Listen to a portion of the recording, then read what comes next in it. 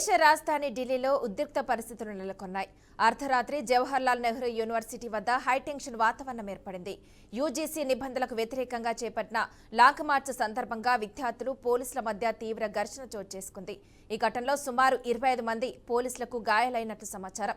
ఇక ఈ సందర్భంగా జేఎన్యూ ఎస్యూ అధ్యక్షురాలు అదితి మిశ్రాతో పాటు మొత్తం 51 మందిని పోలీసులు అదుపులోకి తీసుకున్నారు. అయితే తమ సహచరులను విడుదల చేసే వరకు పోరాటం ఆపబోమని విద్యార్థులు స్పష్టం చేస్తున్నారు. దీంతో జేఎన్యూ క్యాంపస్లో ఉద్రిక్తత మరింత పెరిగింది. ఇక ఈ ఘటనకు సంబంధించిన పూర్తి వివరాలు ఇంకా తెలియాల్సి ఉంది.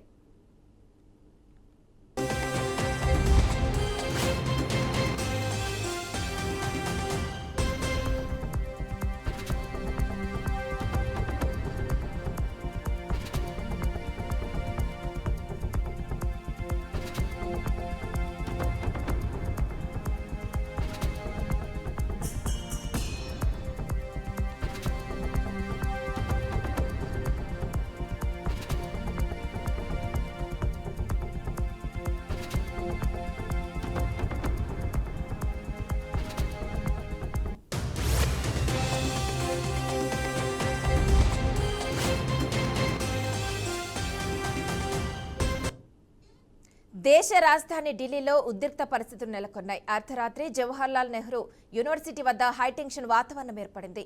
యూజీసీ నిబంధనలకు వ్యతిరేకంగా చేపట్టిన లాంగ్ మార్చ్ సందర్భంగా విద్యార్థులు పోలీసుల మధ్య తీవ్ర ఘర్షణ చోటు చేసుకుంది. ఇక ఈ ఘటనలో సుమారు 25 మంది పోలీసులకు గాయాలైనట్లు సమాచారం.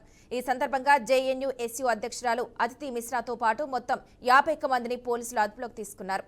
అయితే తమ సహచరులను విడుదల చేసే వరకు పోరాటం ఆపబోమని విద్యార్థులు స్పష్టం చేస్తున్నారు. ఇక దీంతో జేఎన్యూ క్యాంపస్లో ఉద్రిక్తత మరింత పెరిగింది. ఇక ఈ ఘటనకు సంబంధించిన పూర్తి వివరాలు ఇంకా తెలియాల్సి ఉంది.